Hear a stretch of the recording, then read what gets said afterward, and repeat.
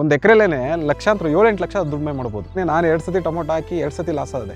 3ನೇ ಸತಿ ಒಂದು 15 kg ಬಾಕ್ಸು 1300 ರೂಪಾಯಿಗೆ ಮಾರಿದ್ದೀನಿ. ನಾನು 4000 ಬಾಕ್ಸ್ ಬೆಳೆದಿದ್ವಿ. ಇವಾಗ ನಮ್ಗೆ ಒಳ್ಳೆ ದುಡ್ಡಾಯಿತು.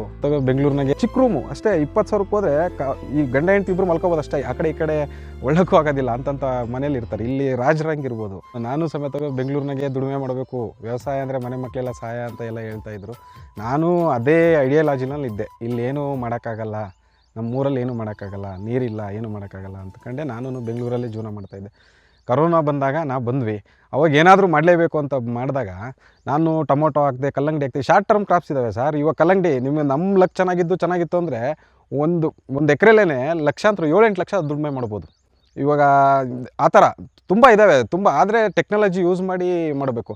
ಇಲ್ಲಿಗೊಂದು 15-20 ವರ್ಷದಿಂಚೆ ಇವಾಗ 10 ಎಕರೆ ನನ್ನ ಜಮೀನು. 10 ಎಕರೆಗೆ ನೀರು ಕಟ್ಟಬೇಕಿತ್ತು ಅಂದರೆ ನೀರು ಹಾಯಿಸ್ಬೇಕಿತ್ತು. ಇವತ್ತೇನಿದೆ, ಇವತ್ತು ಲ್ಯಾಟ್ರಲ್ ಇದೆ, ಡ್ರಿಪ್ ಇದೆ, ಸ್ಪ್ರಿಂಕ್ಲರ್ ಇದೆ. ಇದೆಲ್ಲನೂ ನಾವು ಯುಟಿಲೈಸ್ ಮಾಡ್ಕೋಬೇಕು. ಇವಾಗ ನಂದಿರೋ 4 ಬೋರಲ್ಲಿ ಬರೀ 3 ಎಕರೆ ಅಷ್ಟೇ ಮೇಂಟೈನ್ ಮಾಡೋಕ್ಕಾಗುತ್ತೆ ನೀರು ಕಟ್ಟಿ ನಾನು ವ್ಯವಸಾಯ ಮಾಡ್ತೀನಿ ಅಂದರೆ. ಅದೇ ಈ ತಾಂತ್ರಿಕ ಟೆಕ್ನಾಲಜಿ ಯೂಸ್ ಮಾಡಿಕೊಂಡು ನಾವು ಡ್ರಿಪ್ ಎಲ್ಲ ಮಾಡೋದಕ್ಕೆ 13 ಎಕರೆ ಯೂಸ್ ಮಾಡ್ಕೊತಾ ಇದ್ದೀವಿ. ಹಾಗೆ ಮುಂಚೆ ಇವಾಗಿನ ಯುವ ಪೀಳಿಗೆಗಳು ಏನು ಮಾಡಬೇಕಂತಂದರೆ ಬರಬೇಕು ಇಲ್ಲಿ ನೋಡಲಿ. ಅವರು ಸ್ವಲ್ಪ ಆ ಕಡೆ ಈ ಕಡೆ ಎಲ್ಲ ನೋಡಿಬಿಟ್ಟು ಒಳ್ಳೊಳ್ಳೆ ಪದ್ಧತಿಗಳನ್ನ ಯೂಸ್ ಮಾಡ್ಕೊಂಡು ಕೃಷಿ ಮಾಡಿದ್ರೆ ತುಂಬಾ ಇದೆ, ಅನುಕೂಲ ಇದೆ. ಒಂದು ಚಿಕ್ಕ ರೂಮು ಅಷ್ಟೇ 20,000ಕ್ಕೆ ಹೋದರೆ ಈ ಗಂಡ ಹೆಂಡತಿ ಇಬ್ಬರು ಮಲ್ಕೋಬೋದು ಅಷ್ಟೇ. ಆ ಕಡೆ ಈ ಕಡೆ ಒಳ್ಳಕ್ಕೂ ಆಗೋದಿಲ್ಲ ಅಂತಂತ ಮನೇಲಿ ಇರ್ತಾರೆ. ಇಲ್ಲಿ ರಾಜರಂಗಿರ್ಬೋದು. ಹೆಂಗೆ ಅಂತಂದರೆ ವ್ಯವಸಾಯ ಪದ್ಧತಿಗಳನ್ನ ಅನುಸರಿಸಬೇಕು, ಹೊಸ ಪದ್ಧತಿಗಳನ್ನ ತರಬೇಕು. ಇವಾಗ ತುಂಬ ಟೆಕ್ನಾಲಜಿ ಚೆನ್ನಾಗಿ ಗೊತ್ತಿದೆ. ಇಸ್ರೇಲ್ ಮಾದರಿ ಅಂತ ಅದು ಇದು ಎಲ್ಲ ಯೂಟ್ಯೂಬಲ್ಲಿ ಏನು ಬೇಕು ಎಲ್ಲ ಸಿಗುತ್ತೆ. ಪದ್ಧತಿನ ಅಳವಡಿಸ್ಕೊಂಡು ನಾವು ಮಾಡಿದ್ರೆ ಕೃಷಿಲಂತೂ ಯಾವತ್ತೂ ಲಾಸ್ ಇಲ್ಲ. ಇವತ್ತು ಒಂದು ಬೆಳೆ ಲಾಸ್ ಆದರೆ ನೆಕ್ಸ್ಟ್ ಬೆಳೆ ಅಂತೂ ಗ್ಯಾರಂಟಿ ಬರುತ್ತೆ. ನಾನೇ ಎಕ್ಸಾಂಪಲ್ ಹೇಳ್ತೀನಿ. ನಾನು 2 ಸತಿ ಟೊಮೊಟೊ ಹಾಕಿ 2 ಸತಿ ಲಾಸ್ ಆದೆ. 3ನೇ ಸತಿ ಒಂದು 15 kg ಬಾಕ್ಸು 1300 ರೂಪಾಯಿಗೆ ಮಾರಿದ್ದೀನಿ. ನಾನು 4000 ಬಾಕ್ಸ್ ಬೆಳೆದಿದ್ವಿ. ಇವಾಗ ನಮ್ಗೆ ಒಳ್ಳೆ ದುಡ್ಡಾಯಿತು. ಅಂಥದ್ದು ಒಂದು ಟೈಮ್, ಒಂದು ವರ್ಷದಲ್ಲಿ 2 ವರ್ಷದಲ್ಲಿ ಒಂದು ಸತಿ ಬಂದರೆ ಸಾಕು, ರೈತ ಮತ್ತೆ ಬೆಂಗಳೂರು ಕಡೆ ಹೋಗಲ್ಲ. ಲಾಸ್ ಆದಾಗ ನಮ್ಮ ಮನೆಗೆಲ್ಲ ಬೇಡ, ಈ ವ್ಯವಸಾಯ ಬೇಡ, ಏನು ಬೇಡ, ನಾವು ನೀನು ದುಡಿಮೆ ಮಾಡ್ಕೊತ ಇದೆಯಾ, ದುಡಿಮೆ ಮಾಡ್ಕೊಂಡಿರು ಅಂತ ಹೇಳಿದ್ರು. ಬಟ್ ಅಂದರೆ ಸೋಲೆ ಗೆಲುವಿನ ಮೆಟ್ಲು ಅನ್ನಂಗೆ ನಾನು ಅದನ್ನು ಚಾಲೆಂಜಾಗಿ ತಗೊಂಡು ಮತ್ತು ಯಾವ ಟೊಮೊಟೊ ಬೆಳೆಯಲ್ಲಿ ನಾನು ಲಾಸ್ ಆಗಿದ್ದೋ ಅದೇ ಬೆಳೆಯಲ್ಲಿ ದುಡ್ಡು ತಗದೆ. ತಿರುಗಿ ಮತ್ತೆ ದಾಳಿಂಬೆ ಮಾಡಿದೆ. ದಾಳಿಂಬೆನೂ ಒಳ್ಳೆ ಬೆಳೆ. ದಾಳಿಂಬೆನ ನೀವು ಇಬ್ಬರು ಫ್ಯಾಮಿಲಿದ್ದು 1 ಎಕರೆ ಮೇಂಟೈನ್ ಮಾಡಿಬಿಟ್ರೆ ನೀವು ಲಕ್ಷಾಧಿಪತಿ ಕುಬೇರರಾಗ್ಬೋದು ಅಂಥ ಬೆಳೆ. 15-20 ವರ್ಷದ ಹಿಂಚೆ ನಮ್ಮದು ಜಾಯಿಂಟ್ ಫ್ಯಾಮಿಲಿ. ನಮ್ಮ ಅಪ್ಪರು 3 ಜನ. ಅವತ್ತು 65 ಎಕರೆ ನಮ್ಮ 3 ಜನದಿಂದ ಸೇರಿ 65 ಎಕರೆ ಜಮೀನಿತ್ತು. ಇವತ್ತು ನಮ್ಮ ಅಪ್ಪರು ಡಿವೈಡ್ ಆಗಿ ಒಂದು 20 ಎಕರೆ ಬಂತು. ಇವಾಗ ನಾನು ನನ್ನ ತಮ್ಮ 10 ಎಕರೆ. ಭೂಮಿ ಅಂತ ಇಕ್ತಿಲ್ವಾ, ಭೂಮಿ ಅಷ್ಟೇ ಇದೆ.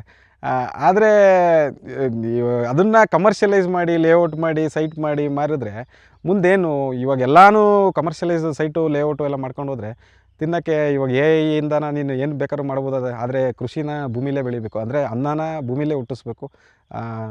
ಆದಷ್ಟು ರೈತರ ಮಕ್ಕಳು ಈ ಭೂಮಿನ ಉಳಿಸ್ಕೊಂಡು ಹೋಗಬೇಕು.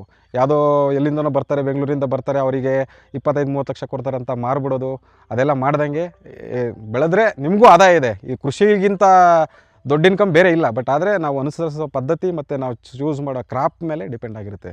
ಇವಾಗ ನೀವು ನೋಡಿದ್ರಿ, ನಾನೊಂದು ಸೈಲೇಜ್ ಘಟಕ ಮಾಡಿದ್ದೀನಿ.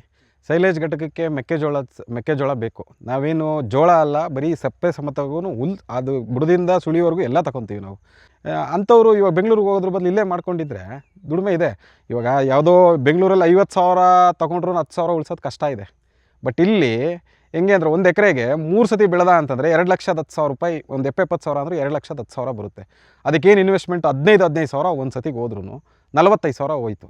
ಮತ್ತು ಅಷ್ಟೇ, ಮತ್ತೆ ಕಷ್ಟ ಇಲ್ಲ, ಏನು ಕೂಲಿ ಬೇಕಿಲ್ಲ ಅದಕ್ಕೆ. ಜೋಳದ ಬೀಜ ಹಾಕಿದ್ರೆ ಸ್ವಲ್ಪ ಆದಮೇಲೆ ಸ್ವಲ್ಪ ಕಳೆ ಬರುತ್ತೆ, ಅದಕ್ಕೆ ಕಳೆನಾಶಕ ಇದೆ, ಆ ಪೌಡ್ರ್ ಹಾಕ್ಬಿಟ್ರೆ ಮುಗಿದೋಯ್ತು. ತಿರುಗಿ ಮತ್ತೆ ಕಟ್ಟಿಂಗು ನಾವೇ ಮಾಡ್ಕೊತೀವಿ. ಅವನು ಯಾವುದೇ ಥರದ್ದು ಲೇಬರೇ ಬೇಕಿಲ್ಲ. ನಾವು ಯಾವತ್ತೂ ಜಗಳನೇ ಆಡಿಲ್ಲ. ಇವಾಗ ನಾನು ದುಡಿಮೆ ಅಲ್ಲಿ ಮಾಡ್ಕೊಂಬಂದು ಬಂಡವಾಳ ಹಾಕ್ತೀನಿ. ಬಟ್ ಇದನ್ನೆಲ್ಲ ಇಷ್ಟೊಂದೆಲ್ಲ ಬೆಳೆಸಿರೋದು ಇವನೇ, ಅದೆಲ್ಲ ಮಾಲೀಕ ಇವನೇ. ನಾನೇನಿದ್ರು ಬಂಡವಾಳ ಹಾಕಿದ್ದೀನಿ, ಮಾಡಿದ್ದೀನಿ. ಬಟ್ ನಾನು ಬಂದು ದಿನ ವಾಲ್ತಿರೋಕ್ಕಾಗ್ತಿರ್ಲಿಲ್ಲ. ಅವ್ನು ತಿರುವಿರೋದು, ಅವ್ನು ನೋಡ್ಕೊಂಡಿರೋದಕ್ಕೇ ಇವತ್ತು ಈ ತೋಟ ಇದೆ. ನಾನು ಬಂದು ವೀಕೆಂಡಲ್ಲಿ ನೋಡ್ಕೊಂಡು ಹೋಗ್ಬೋದು. ಎಲ್ಲ ಜವಾಬ್ದಾರಿ ಅವನೇ ತಗೊಂತಾನೆ.